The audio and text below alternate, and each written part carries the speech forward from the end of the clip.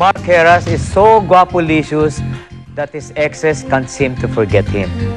Ano ba talaga ang kamandag ng bad boy of the dance floor? Kung inaakala ninyong madali maging bad boy ng dance floor, think twice. With Mark's killer moves, comes a killer schedule. Dito tayo sa kwarto ko, naayos ko yung mga gamit ko kasi madami akong gagawin ngayon. Unahin ko na yung Storycon, kaya yun. Rest na tayo ng gamit. Ito lahat ng mga gagaling kong top kasi actually pag ako nag-show minsan, puro top lang dahil papalit ng pants. So para isang mabilis lang.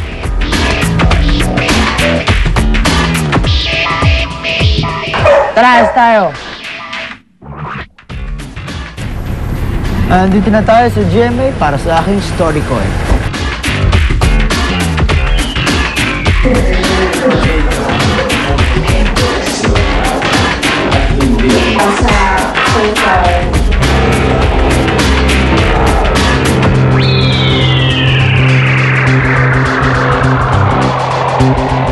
Okay, so andito na po tayo ngayon sa Clown sa Angeles, Pampanga. At malapit na kami mag-start. So mga 30 minutes from now, so ngayon mag-rehearse lang muna kami. Then mamaya-maya mag-base na kami. Mamaya at showtime, sana po mag-enjoy kayo.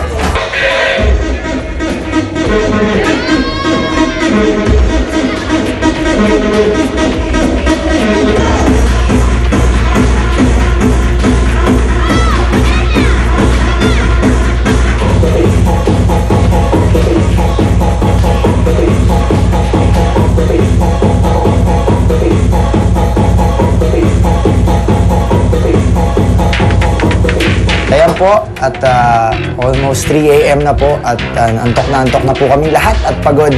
Sana po nag-enjoy kayo sa show and sa ulitin.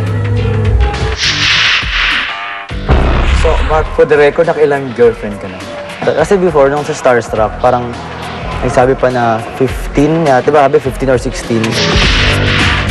Nung sa balikan, hindi natin masabi, pero sa ngayon sila eh. Diba? So, ayoko manghimasok sa relationship. So, anong status mo yun? Single? Ako? Available. Single and available. Single and available. Ang heartthrob po para sa akin, syempre walang iba, si Mark Heras. With his busy schedule, na-corner pa rin namin si Mark Heras to talk about all the girls he loved before. Pero nabasted ka na ba? Yung heartthrob ba na katulad mo, nabasted na? Apo naman. Nino at bakit? High school classmate ko before. So, Mark, for the record, nakailang girlfriend ka na?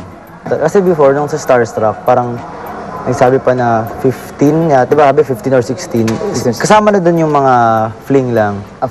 Tell us about these girls. Una-una, syempre, Jeneline Mercado. Sobrang sweet na tao. Sobrang malambing. Every time na may monthsary or anniversary, hindi ako yung masyadong mabigay ng regalo eh. May attempt bang magkabalikan kayo ni Jen? Ni Jen? I mean, kung sa balikan, hindi natin masabi, pero sa ngayon sila eh. Diba? So, ayoko manghimasok sa relationship ng dalawa. Basta ako, I'm happy for Jen kasi yun naman gusto ni Jen maging man. May pagmamahal ka pa bang nararamdaman para kay Jen? Pagmamahal sa friend. So, kumusta naman kayo ni Patrick? Nagkita na ba kayo? Okay naman. Nagbatian naman po kami. Sana? Christine Reyes. And siya yung pinaka-childish. Isip bata. Kaya nung nag-guest kami sa SIS before, sa debut niya, kung ano daw yung mga gusto naming baguhin kay Christine, sabi namin, magpaka-mature ka na. Mabait. Wala problema kaya eh. Si Aifam Medina. Mabait. Mabait din yun. Malambing. Lahat mabait? Oo, basta mabait and sweet yan. Yung pinaka-main factor. Ano pa ba? Si Marian Rivera. Marian, close din sa family ko. Actually, wala naman kami naging problema eh. I mean, nung magkausap or magka-text kami before. Si Pauline Luna. Yun ako si Javi. Javi tawag ko. Naging close kami yan actually nung nagtrabaho kami for Flight 143 sa Hong Kong. Kulit yan si Jabs. Sarap asarin. Malambing din. Hindi naman siya mahilig kumain eh. Nicole Anderson. Mabait. Sweet din si Nicole. Then before nang dumadalaw ako sa bahay nila.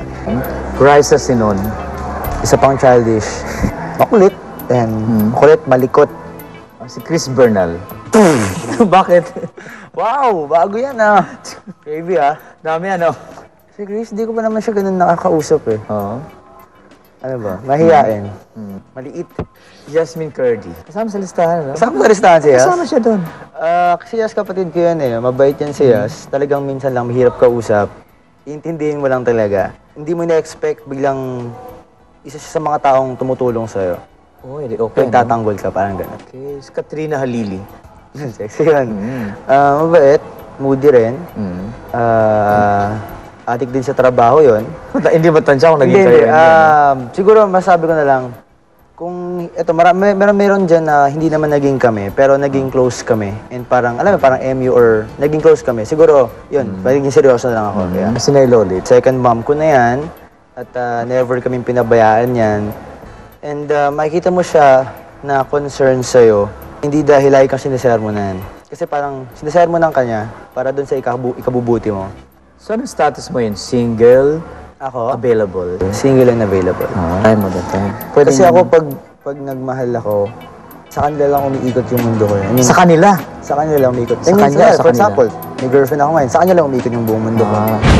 After Batang PX, who would have known that this boy would replace Mark Heras in the heart of Jeneline Mercado? I wonder, what's Patrick Garcia really up to?